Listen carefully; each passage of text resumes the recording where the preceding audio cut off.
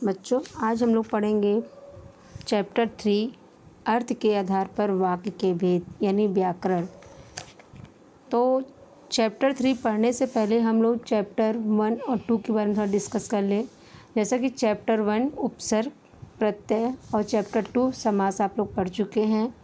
तो हम एक बार आपको फिर से दिखा देते हैं कि उपसर्ग और प्रत्यय समास की परिभाषा, और फिर इसके विषय में हम लोग डिस्कस करेंगे जूम क्लास में। तो सबसे पहले हम उपसर्ग देखते हैं। वे लघुतम सार्थक शब्दांश जो शब्द के आरंभ में लगकर शब्द के अर्थ में विशेषता लाकर नए शब्दों का निर्माण करते हैं, उसे उपसर्ग कहते हैं। यानी मूल शब्द होता है जिसका अपना स्वतंत्र अर्थ होता है और उपसर्ग का अपना स्वतंत्र अर्थ नहीं होता है। तो मूल शब्द में उपसर्ग शब्द लगकर नए शब्द का निर्माण करते हैं, उसे उपसर्ग कहते हैं। और उपसर्ग मूल शब्द के आरंभ में लगते हैं, जैसे उपकार। यहाँ पर उप आपका उपसर्ग है और कार मूल शब्द है, तो उप प्लस कार मिलकर नया शब्द बनता है उपकार।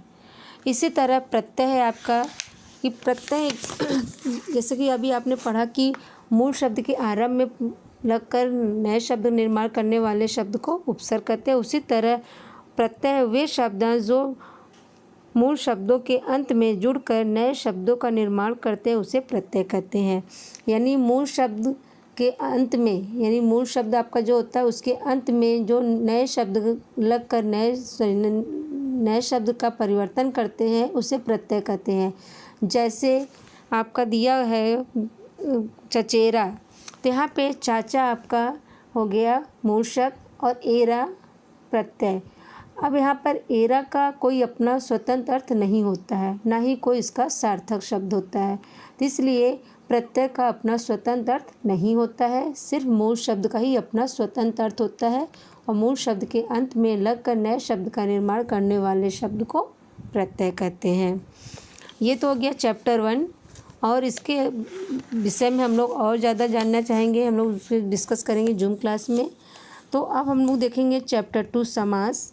समास आपका है अर्थ की दृष्टि से परस्पर स्वतंत्र संबंध रखने वाले दो या दो से अधिक शब्दों को मिलकर नया शब्द बनाने वाले प्रक्रिया को समास कहते हैं।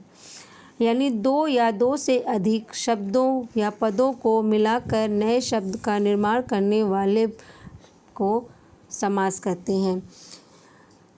अब आप जानते हैं कि समस्त पद यानी समास के दोनों पदों को एक साथ लिखे जाने वाले को समस्त पद कहते हैं, और इन्हें अलग करके लिखने वालों को समास विग्रह कहा जाता है।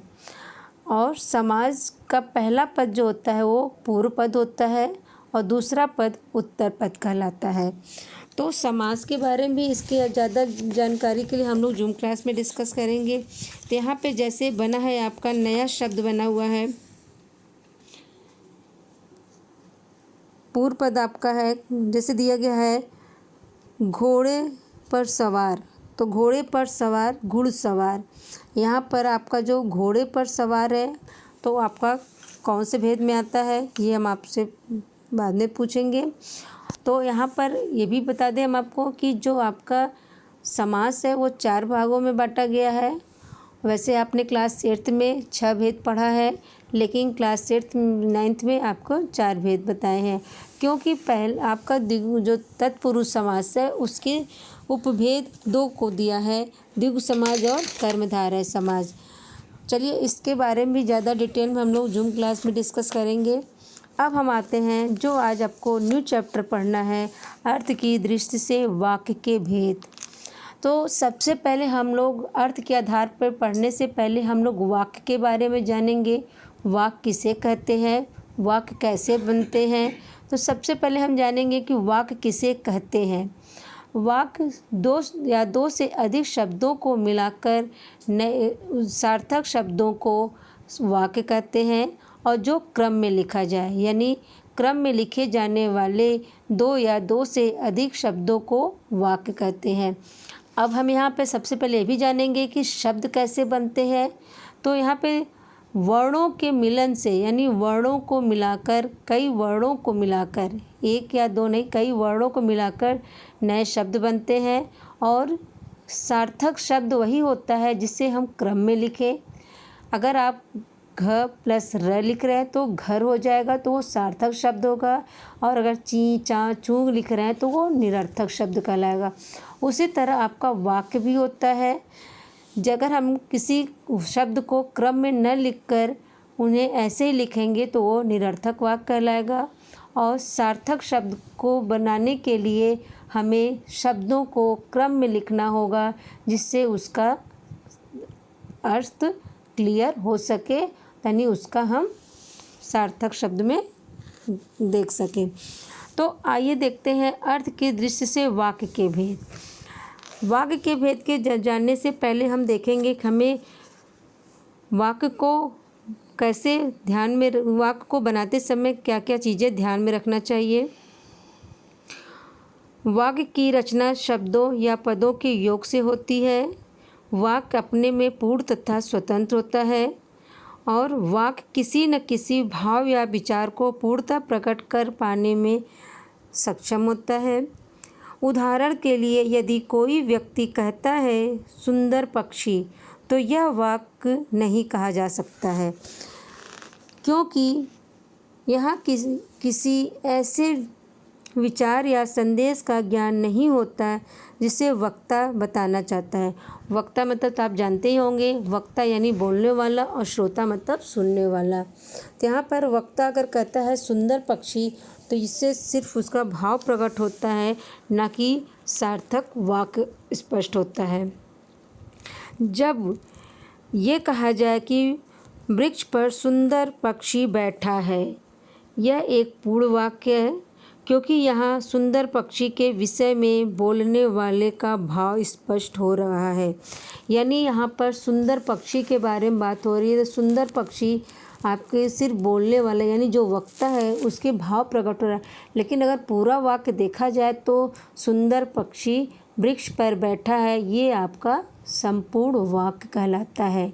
तो जब तक हमारे शब्दों को क्रम में न लिखा जाए तब तक वो आपका वाक्य सार्थक वाक्य नहीं कहलाएगा। तो आइए देखते हैं वाक्य के कितने भेद होते हैं। वाक्य के भेद 2 होते हैं, जैसा कि आप लोगों ने क्लास 8 में भी पढ़ा है। क्लास 8 में आपने पढ़ा है कि वाक्य के 2 भेद, पहला है रचना के आधार पर वाक्य के भेद, दूसरा है अर्थ के आधार पर वाक्य के भेद। अब यहाँ पर क्लास 9th में जो आप पढ़ेंगे वो अर्थ के आधार पर वाक्य के 8 भेद पढ़ेंगे। और रचना के आधार पर वाक्य के 3 भेद होते हैं, सरल वाक्य, संयुक्त वाक्य और मिश्र वाक्य। इसे आप पढ़ेंगे क्लास 10th में, क्योंकि यह आपका क्लास 10th में सिलेबस है। और क्लास 9th के सिलेबस में आपका अर्थ के आधार पर वाक्य के भेद होते हैं। और वाक्य के आधार पर 8 भेद होते हैं, ये क्लास 8th में भी आपने पढ़ा है। तो आइए देखते हैं। पहला है कथनात्मक या विधानवाचक वाक्य, दूसरा है नकारात्मक या निषेधवाची वाक्य, तीसरा प्रश्नवाचक वाक्य, चौथा है आज्ञार्थक या विधिवाचक वाक्य, पांचवा है आपका विस्मयादि बोधक या मनोवेगात्मक वाक्य, यानी आपके मन की भावनाओं को व्यक्त करने वालों को मनोवेगात्मक वाक्य कहते हैं। यहाँ और 6 है इच्छावाचक वाक्य, 7th है संदेहवाचक वाक्य और 8 है संकेतवाचक वाक्य। तो आज हम लोग पहले वाक्य के बारे में जानेंगे। पहला वाक्य है आपका कथनात्मक या विधानवाचक वाक्य। देखिए, आपका समान कथन या किसी वस्तु या व्यक्ति की स्थिति अवस्था का बोध कराने वाले अथवा समान सूचना देने वाले वाक्य कथनात्मक वाक्य या सकारात्मक वाक्य कहे जाते हैं। जैसे लड़कियां नृत्य कर रही हैं, मेरी बहन बहुत बीमार थी, सूर्य पश्चिम में अस्त होता है। ये आपको स्क्रीन में भी दिखाई दे रहा होगा। और कथनात्मक वाक्य, विधानवाचक वाक्य या सकारात्मक, यानी किसी व्यक्ति की अवस्था और स्थिति का बोध कराने वाले शब्द को कथनात्मक वाक्य कहते हैं। इसके एक्सरसाइज भी के बारे में हम अब डिस्कस करेंगे अगले वीडियो में, और ये भी देखेंगे कि आप लोग कितने वाक्य एक बना सकते हैं कथनात्मक में। तो कम से कम आपको 10 वाक्य बनाने हैं कथनात्मक या सरल वाक्य। कथनात्मक को हम लोग सरल वाक्य भी कहते हैं, जैसा कि आपने सरल, संयुक्त और मिश्र वाक्य पढ़ा है। तो इसी तरह आपका कथनात्मक यानी किसी साधारण या समान बातों को स्पष्ट करने वालों को ही कथनात्मक वाक्य कहते हैं। और इसके दूसरा भेद है आपका नकारात्मक या निषेधवाची वाक्य। आइए देखते हैं दूसरे का परिभाषा। इनको निषेधात्मक वाक्य भी कहा जाता है। इन वाक्यों में कथन का निषेध किया जाता है। निषेध मतलब होता है जहाँ पर कार्य करना मना होता है या जहाँ पर किसी को जाना मना होता है। इसके लिए हम शब्दों का प्रयोग करते हैं। सामान्यतः हिंदी में नकारात्मक वाक्यों में नहीं, न, मत लगा होता है। जैसे वे बाजार नहीं गए, ये आपका निषेधवाचक के वाक्य होते हैं। अगर यहीं पर हम कह देते हैं कि वे बाजार गए हैं, तो यह कथनात्मक वाक्य हो गया। लेकिन अगर नहीं का प्रयोग हो गया साथ में कि वे बाजार नहीं गए हैं, तो वे आपका निषेधवाचक वाक्य हो गया है। जैसे कभी कभी आप लोग रेलवे स्टेशन, मॉल और ऐसी कई जगह जाते हैं जहाँ पर लिखा होता है कि प्रवेश वर्जित है। तो वर्जित मतलब भी निषेध ही होता है कि जहाँ पर हम नहीं जा सकते हैं या जहाँ पर काम नहीं कर सकते हैं। तो इसके एक्सरसाइज के बारे में हम लोग अगले वीडियो में डिस्कस करेंगे।